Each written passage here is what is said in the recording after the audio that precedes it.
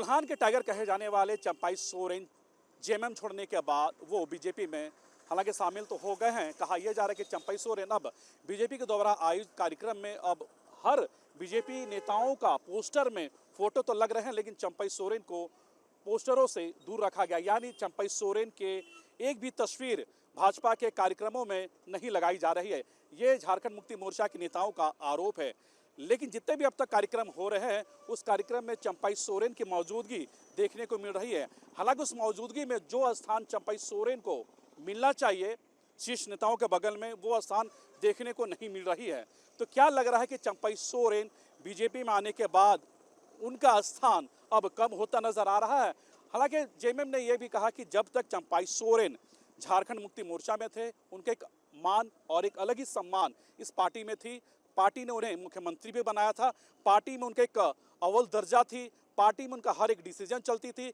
लेकिन कोल्हान के टाइगर कहे जाने वाले चंपाई सोरेन जब बीजेपी में वो शामिल हुए तो बीजेपी में कुछ दिन तक तो सब कुछ ठीक ठाक चल रही थी, लेकिन अब चंपाई सोरेन को दूर रखा जा रहा है क्योंकि आने वाले असेंबली इलेक्शन है। अगर चंपाई सोरेन भारतीय जनता पार्टी में अगर शामिल हुए हैं तो उन्हें भी कई जिम्मेवारी पार्टी की तरफ से दी गई है। कहा यह जा रहा है कि कोल्हान के कुल 14 सीट है और सभी 14 सीटों में चंपाई सोरेन का एक अलग ही पैठ है। झारखंड मुक्ति मोर्चा की वो सीट है।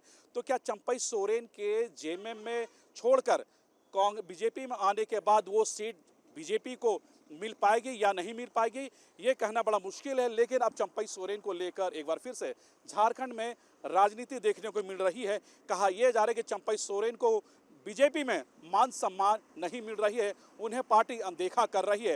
हालांकि देखिए ये तमाम चीज़ें कोल्हान के राजनीति से जुड़ी हुई है क्योंकि चंपाई सोरेन के बीजेपी में आने के बाद बीजेपी में एक अलग सा उत्साह देखने को मिल रहा था। कहा यह जा रहा था कि कोल्हान के टाइगर अब बीजेपी में शामिल हो गए हैं और जेएमएम का सबसे बड़ा गढ़, सबसे बड़ा वोट बैंक आज के तारीख में कोल्हान और संथाल है।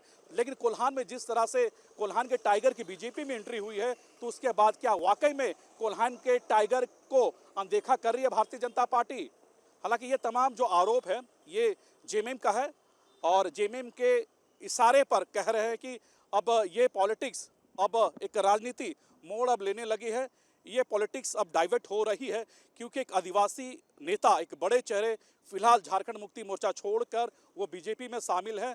तो क्या लगता है कि झारखंड मुक्ति मोर्चा से छोड़कर आने वाले चंपाई सोरेन को भारतीय जनता पार्टी में कोई बड़ा स्थान मिलेगी या नहीं मिलेगी, ये भी थोड़ा और इंतजार करना होगा। और वीडियो जर्नलिस्ट समीर के साथ सूरज, न्यूज नेशन, रांची।